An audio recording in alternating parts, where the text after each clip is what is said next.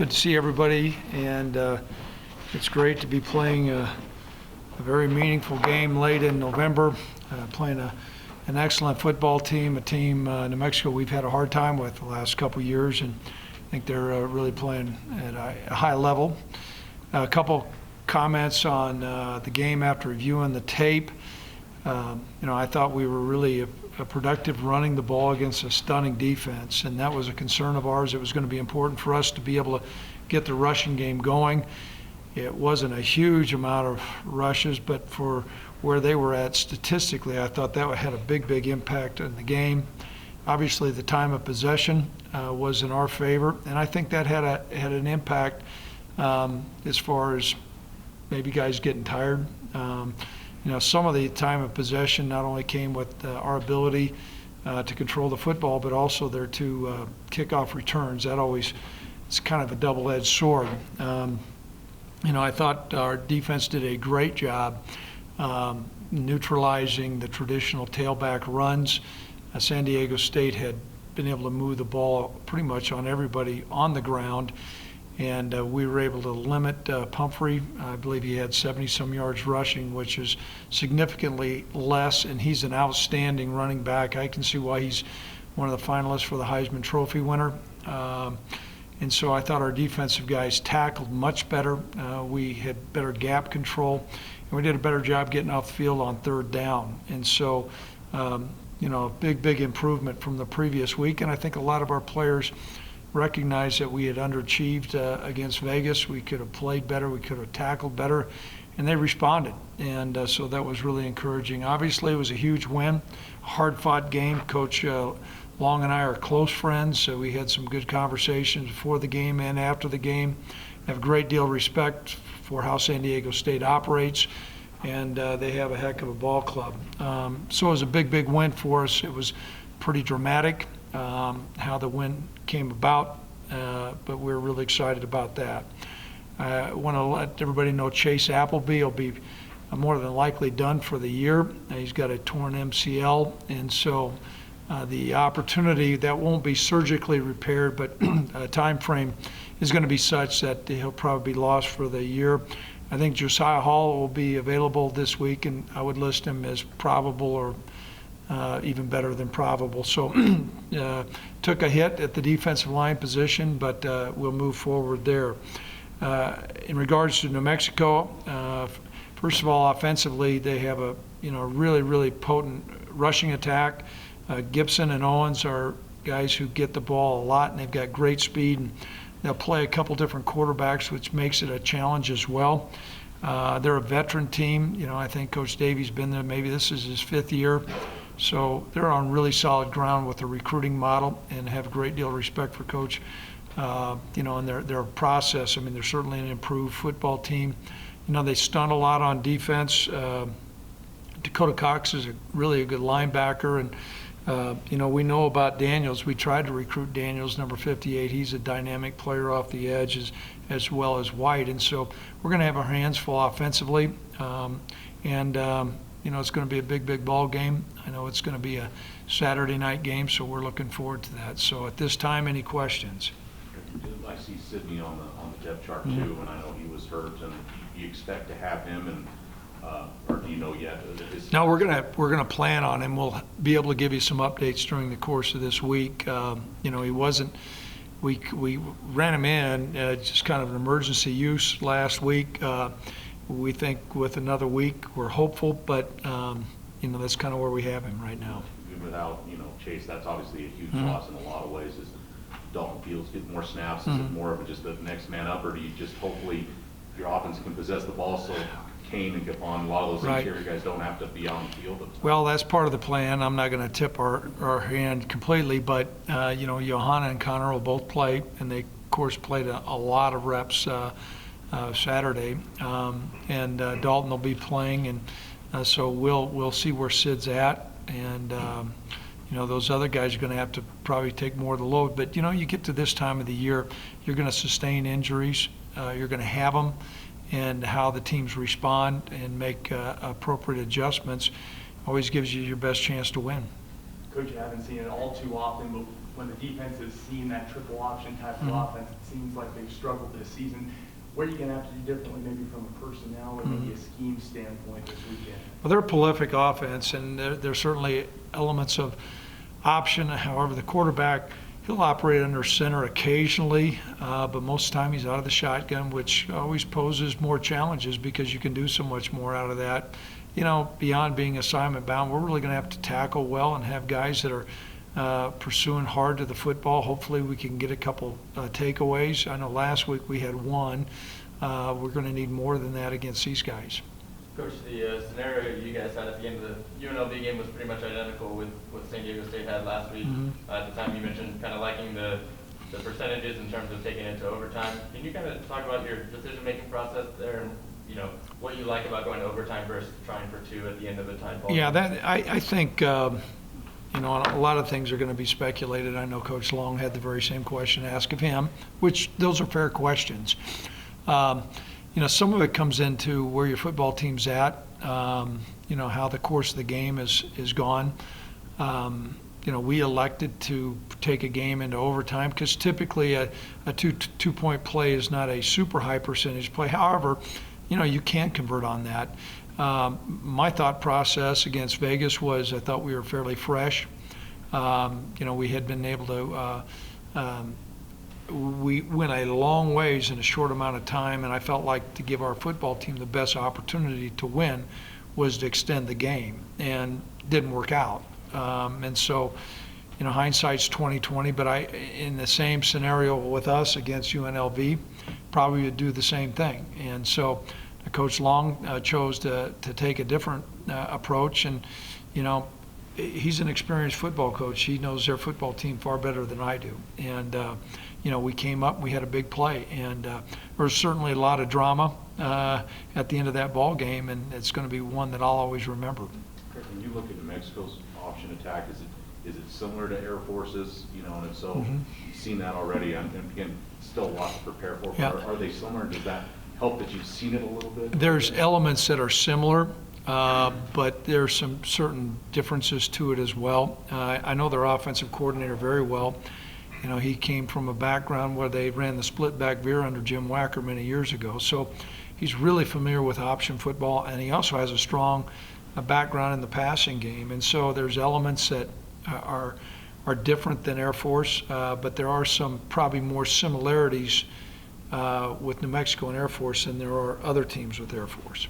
Correct. A lot has happened this year. Mm-hmm. And you said before the season you thought, excuse me, your football team would be better this year.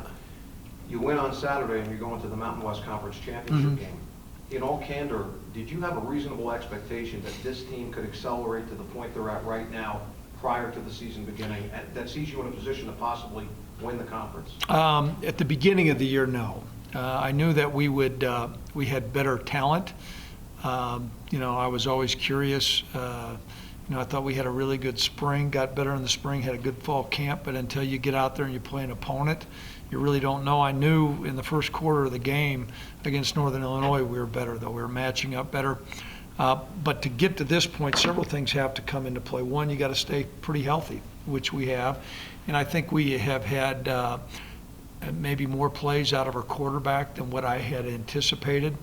You know, Josh has really been a big-time playmaker, and a lot of the plays that have been made have been unscripted, and so you can't, you know, to say you're going to see that during the course of practice. You see some elements of that, and I think our defense is, you know, while we've struggled from time to time, certainly we've been much more productive as far as creating takeaways, scoring on defense, and things of that nature. So the combination of staying healthier, having some really good quarterback play. Brian's had a good year, coming up with big plays on defense at appropriate time. Now, I can tell you about halfway through the year, I told our staff and our team that we're in the hunt now. Football teams begin to change during the course of the season, and about that halfway mark, you know, what was win our bye, I looked and said, okay, we're going to be in the hunt. Now, we're going to have a couple things fall right, but it's not like we're on the outside looking in. We're going to be right in the thick of this, and you know, we're excited about this game. I know New Mexico is a big-time opponent. I know you take it any way you can get it, but they play on Friday, talking about Boise, if they lose, you guys are going to qualify even before you play your game on Saturday. Would you rather they win to have to win on Saturday, or you take it any way you can get it? You really don't care? I'm going to give you a really accurate, not a coach speak answer. We got to figure out how to get to 1-0.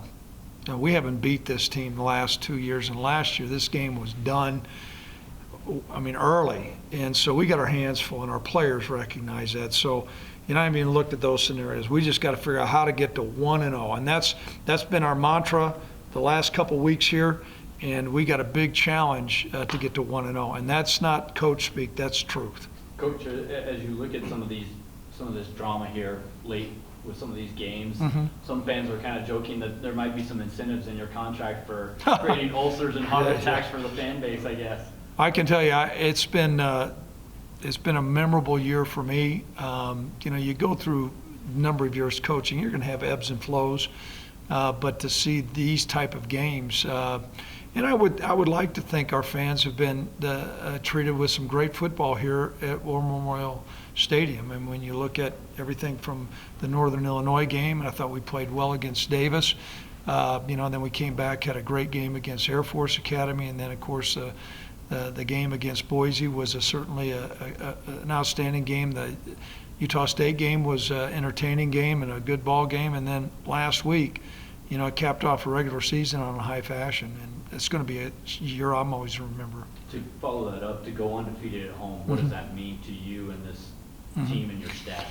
Well, I can't overestimate the importance of playing at home. Now the next step is we beat CSU on the road and we beat Nevada, but the road has been a challenge for us, and we have a football team that New Mexico plays really well, particularly at home, and we got a big challenge this week. And so, like I said, our focus right now is to get to 1-0. You mentioned after the game Saturday about with Cooper and his kicking. It's a freshman. It's always a learning experience. Yeah. I think he's made 6 or 7 field goals in a row, and really since after a slow start has really seemed to be pretty good. What have you noticed from him and his progression? Is it just a confidence thing, or what have you noticed from him? I work with our kickers. We spend a great deal of time in pre-practice and working through videotape and technique, and so many of the things come into play on converting a field goal. The snap, the hold, those have a profound effect, and I think we've been really consistent there. And Cooper's gotten better as far as his technique. A lot of it's getting the hips through, keeping his head down and things like that. It's very similar to a golf swing. And so we've been well pleased with his progress there. Sorry, go ahead. With what's at stake this weekend, is your message to the team any different this week? It's all about beating New Mexico. And I'm sure New Mexico's looking at, they're all about beating us. And we're doing everything we can to get to 1-0.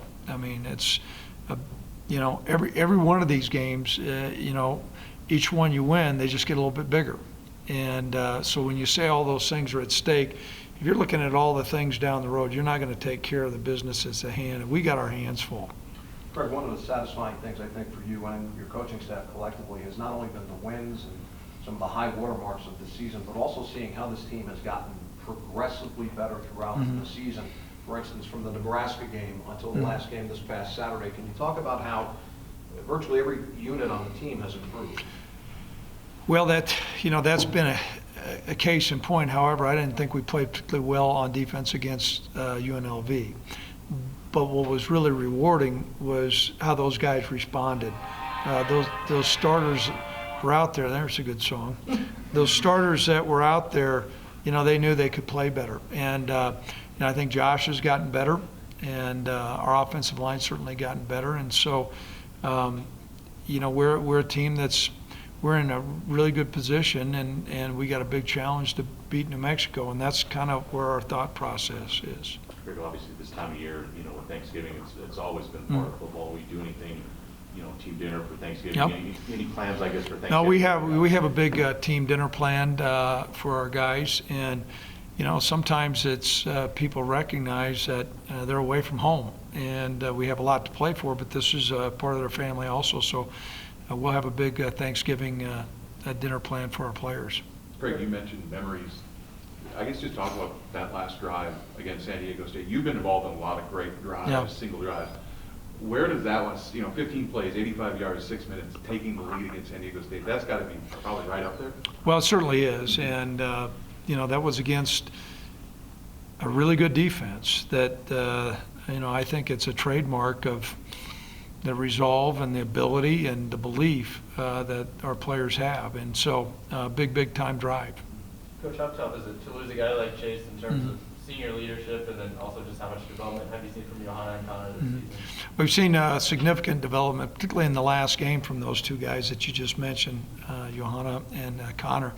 But let's make no mistake, Chase has been a big reason why our defense has been much more productive.